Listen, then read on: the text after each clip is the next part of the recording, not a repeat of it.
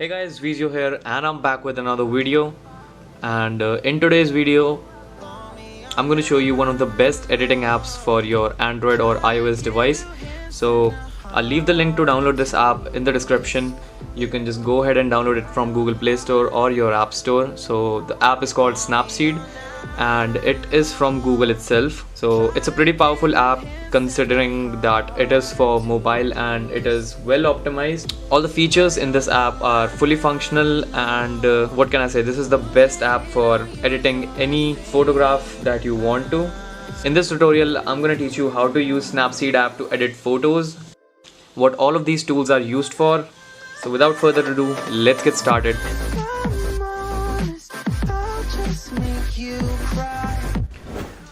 So once you open a photo app, so this looks tab is going to pop up and it will have some preset filters in it. So you can go ahead and select one of these filters if it suits you.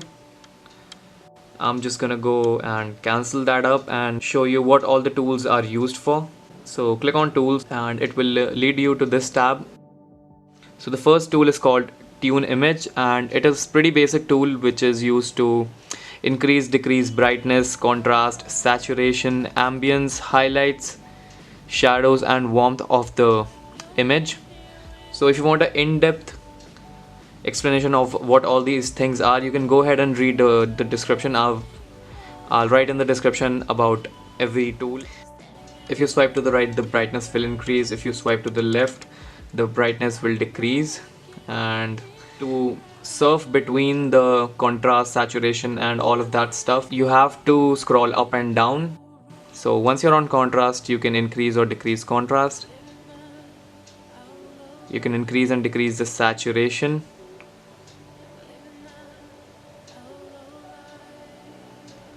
The ambience. And you can also increase and decrease the highlights of the image. So the lesser the highlights, the more darker the image will be, and so goes with the shadows. If the shadows are increased, if you move the shadow to the plus, it will make the image brighter, and if you move it to minus, it will make the shadows much more prominent and the image will be dark. So once you're done editing in one section, you can click on this apply button, or you can click cancel button if you want to cancel it. I'm just gonna go ahead and click apply. So what this button on the top right hand corner does is that it undoes. Once you click on it, you can see this option of undo, redo and revert. Revert will just revert the image back to its original form. And you can also click on view edits and you can see the edits you have done, and you can tap on these edits to see what the image looked before it was edited. So the next tool, which is details, same goes with the details. You can swipe up and down to switch between structure or sharpening.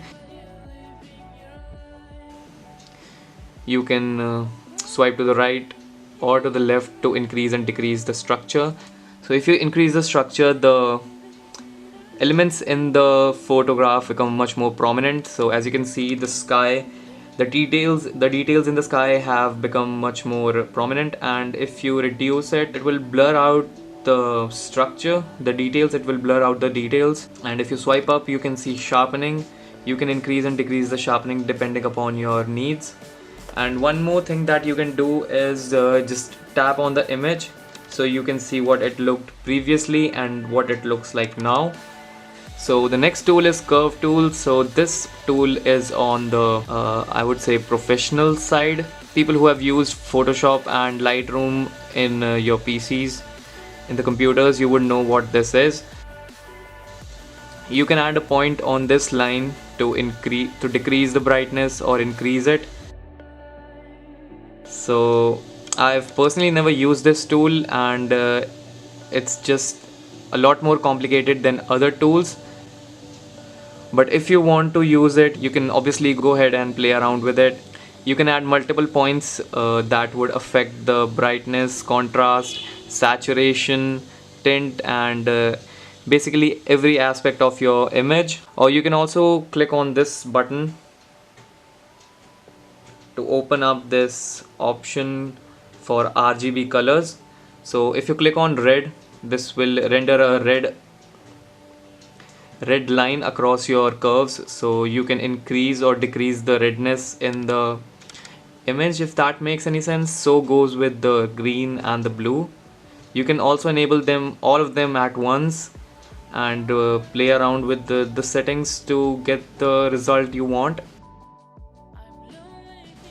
Or what you can do is click on this last button and it will open up a number of preset filters which you can toggle through and see what works best for you.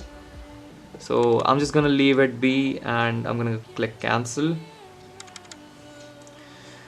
So the next tool is white balance. So this tool is used to increase or decrease the temperature of the, if you increase the temperature in plus, it will make the image more warm. If you take it to negative, it will make the image cooler.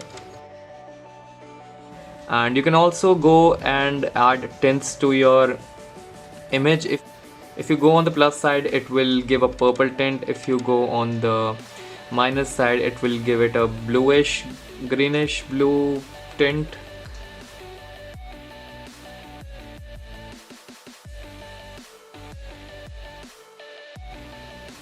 Or you can just click on this button to auto adjust the tint.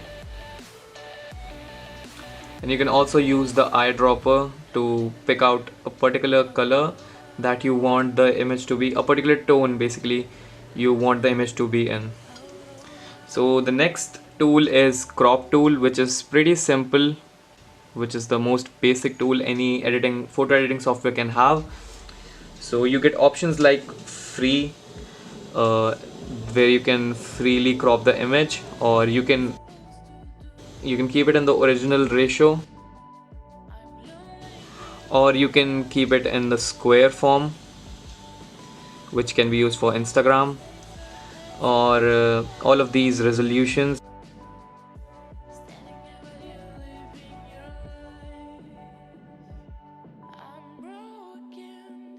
So the rotate tool is pretty normal again.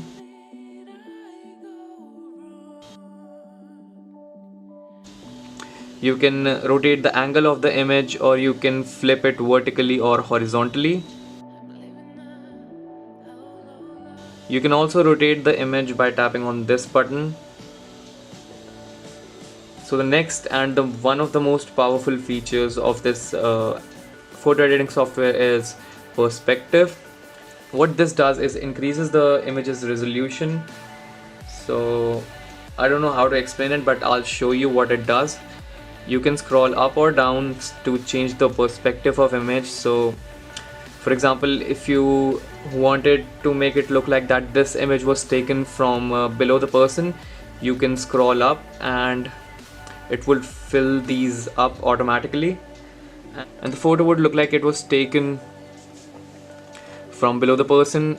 You can not only tilt it, you can also rotate it. So for example this, and you can use the scale to scale it out wider or thinner.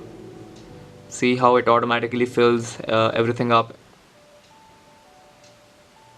So another powerful tool is expand, which is pretty similar to perspective, but in this tool you can expand it to whatever proportion you want. So as you can see, I dragged it below and it filled up the ground. So let me show you for the sky. If you drag it above, it will fill up the sky. So the next tool is selective. So selective tool is used to edit a selective portion of the image. So for example, there is a sunset. If I wanted to increase the brightness or the contrast of the sunset, what I'll have to do is go on to selective, click on the sunset, see a point is added. You can scroll up and down to change between contrast, saturation and structure. So I'll show you how it works. If it will only increase the brightness of the area that you selected up to a certain radius. If you scroll down, you can increase or decrease the contrast. Scroll down and increase or decrease the saturation. You can also increase and decrease the structure, so it will look more original. So as you can see, I completely changed the sunset from pink to white. So the next tool is brush tool. To be honest, I don't use brush tool, but it is a pretty great tool if you want to increase the exposure of a certain part of the image by just running your finger across it, increase the temperature or the saturation. So let me show you how it works. You click on this button right here and it will pop up this new tab. Here you can select exposure, temperature or saturation. So exposure being selected, if you drag around any part of the image, it will increase the exposure of that certain image. Once the tool is selected, you have to click on these up or down arrows. So for example, if you want to increase the saturation, you can just click on this up arrow and the maximum it goes is 10. For example, if you want to decrease the saturation of the sky, just click on this down button and you can see it is gone in negative now. And once you run your finger all over it, the saturation of the sky is decreased now. It is all gray. This is also a pretty great tool if you want to change the saturation, exposure or the temperature of a certain part of the image. So almost all the tools after HDRscape are filters. So you can go ahead and apply the glamour filter. You can go ahead and apply the tonal contrast. You can go ahead and apply the drama filter.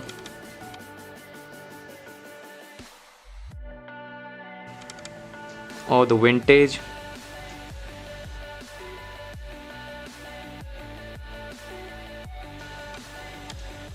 Retrolux, these all are filters. Grunge.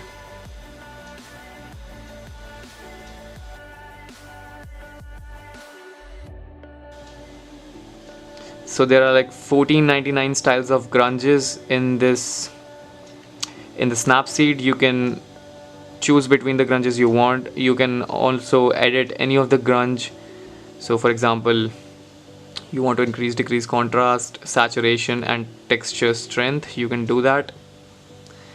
And next up is black and white. So these are black and white filters. And next is Noir. So these are pretty good filters to give your images a retro look.